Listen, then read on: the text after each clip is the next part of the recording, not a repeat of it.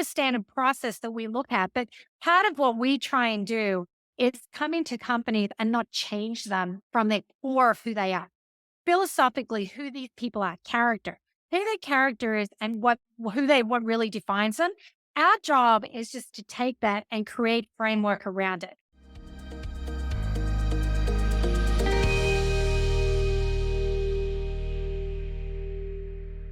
This is your daily real estate syndication show. I'm your host, Whitney Sewell. We're back for one more segment with our guest, Deb Smith. Deb brings so much experience to this industry. I hope that you go back and listen to the last 2 days of shows where she has highlighted so many things just from her depth of experience and wisdom. But today we're going to talk about institutionalizing your business and some things around that I bet you hadn't thought about as an operator if you haven't done that already. Maybe you've gotten started within the last few years, you're growing your portfolio, but may not even know what that looks like or what that means. Or maybe you're thinking about approaching institutional capital, right? To maybe recapitalize a few of your projects or a number of them or all of them. And guess what? There may be some things that you need to know. I'm sure there is before you try to do that. And I loved how she said you only get one opportunity to make the first impression, right? And she elaborates on doing that exact thing with institutional capital and some things I hope you'll think about if you're going to do that. I mean, you're going to learn a lot from Deb again today. Is there a specific, say, operating system that you all operate off of, like something that's big in our industries like traction, EOS, things like that? Is there something that you all have found that's, you know what, we've stuck with this, it's worked really well for us as far as just internal? I talk about people right seats. That's something a different things to talk about, especially traction as well. Yeah, it's not so much whether they have a system. I think the better question is, do they have someone who has experience in it? Yeah. It's and bringing someone in who has experience, and whether you do a hire yourself, or you bring someone into investor relations or a COO person that has institutional real estate expertise, or someone on the capital raising side who's got real estate institutional expertise. Those things are helpful because they can bring with them their own wealth of what they've seen has worked somewhere else. I'm not sure there's a standard. We have a standard process that we look at, but part of what we try and do is come into companies and not change them from the core of who they are. Philosophically, who these people are, character, who their character is and what really defines them. Our job is just to take that and create framework around it. And the reason I say it like that is because if you go in and you try and alter a company, the chances of them sticking with it aren't as high, right? It's easier to integrate something that is close to who you are and what you believe in than if someone comes in here and tries to change the entire organization, your entire DNA, your entire foundation. It's very hard to create longevity out of it. No doubt. So we try and tinker and take from there and then create building blocks from there. Yeah, I love the advice too on hiring people that have that level of experience as well, Yeah. building your team. It's the easiest way to do it.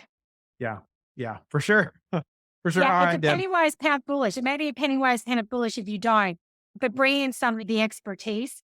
Otherwise, you can slave at it and you just don't know why it's not working. And here's the thing. You Mm. only get one chance at a first impression.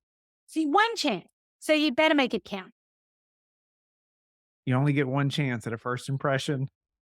One chance. It makes so much sense. So it even goes back to the other conversation about hiring, right? Just yeah, love that. And who's One representing chance. you? Yeah. Exactly. Wow, Deb, I wish we could continue for a lot longer. You're such a wealth of experience and knowledge, and I know you've brought so much to the listeners today. I want to jump to a few final questions, and as we round down the show, what would you say is your and of course, in this regard, let's say the retail investor, just your best advice for the retail investor right now, passive investors. Do your due diligence. All because somebody said it and read the documents. It's if you've got a PPM or a marketing document, ask questions. Ask a lot of questions. All right. And do your due diligence. Make sure you understand the document you are signing. It is painful. Some of these documents are very long, but make sure you understand what is in it. All right. And what you're agreeing to do and how your capital is going to be deployed. Do your due diligence if it's on an asset. Who is the manager? Do your due diligence on whoever that manager is and make sure they're good. All right. And so making sure that they've got a strong reputation because they're the custodian of what you're getting done at the property. So you can't just underwrite the asset because your information is based on what that manager says. So do your due diligence. It's upfront, it is worth it. It's painful, but it'll be worth it. Uh, Deborah, what are some of the most important metrics that you track? And I say it could be personally or professionally, just some of the things that stand out to you. It could be in the business or with an investor, or it could be your bench press number. It could be a number of things. I'm not super sure. I focus on metrics. I get a lot of stuff done with my days because I'm a very busy woman. I think for me is I like getting stuff done. I take an enormous amount of pride in getting things done.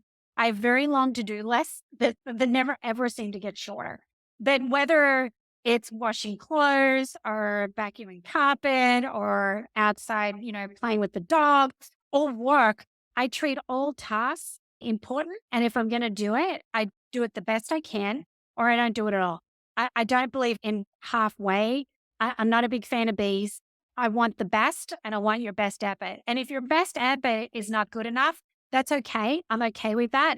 But I'm not okay with people or myself giving anything less than my best. And I take that. It's exhausting to have that perspective. It's exhausting. But nonetheless, it's in my DNA. But it means that little things can make me very happy. All I have to do is have a clean kitchen. I'm really happy. If I get as much enjoyment from getting $1 billion deal done as I get from cleaning my kitchen. It's bizarre, but it's a job well done. It comes back to that character in wanting to get it done. So the end product I'm proud of and I stand behind it. And sometimes your effort to get the first 80 or 90% of effort is a lot easier, well thought advice than others. And so it's that last 10% that I focus on.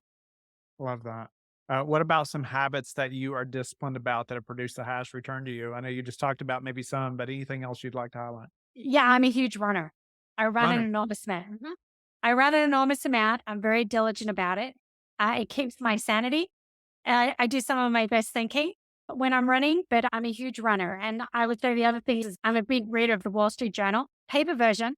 We have a paperless office, but I do get the paper Wall Street Journal. And I love to sit there every weekend and read it cover to cover. It's my happy moment before any children are up. It's my happy moment. So sometimes it gives me my ideas for the week and things I want to focus on. And I often find something in there that I never knew and thought provoking. So I enjoy that. It's a little bit of me time. Love that. Number one thing that's contributed to your success. My crazy focus on getting good stuff, good products done, regardless of the pain and suffering, regardless of how long it takes. I never give up once I start. Never. Which is not always good, by the way. Sometimes you should cut your losses.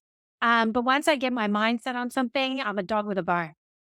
And how do you like to give back? Pardon? How do you like to give back? Give back.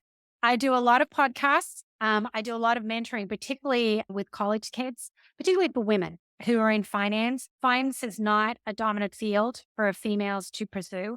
There is very few investment bankers who are women at the top. There was few when I started. Now there's even less. Somewhere along the line across 25 years, I don't know where they all went, but they're not around anymore. And so encouraging women to take the risk and trust their gut and to go for it and to go into finance. And I think my work on that is gets rewarded by the feedback that I get.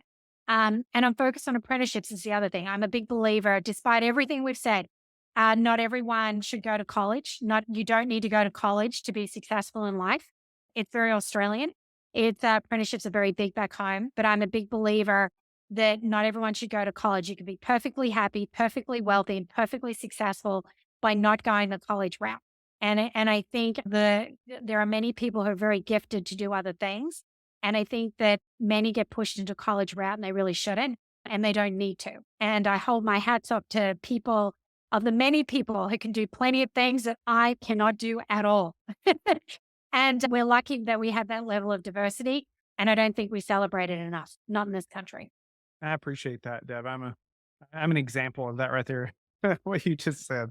Grateful for that. Deb, I can't thank you enough for your time today and just sharing your wisdom and experience with the listeners and myself. We've talked about so many different things, I feel like, but you have just dove in depth on a number of things and provided a ton of value to us. You've given back to us in a great way. Grateful to have met you and have you on the show. Tell the listeners again, though, how they can get in touch with you and learn more about you. You can go to our website, which is syndicapgroup.com, or you can go to LinkedIn. We have, you can type in Syndicap Group will pop up, and I will pop up. You type in Deborah Smith Syndicap, I will pop right up as well. Feel free to follow us. You can feel free to reach out. I'm always happy to chat.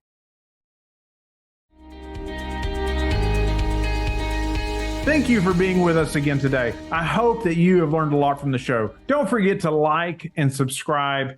I hope you're telling your friends about the Real Estate Syndication Show and how they can also build wealth in real estate. You can also go to lifebridgecapital.com and start investing today.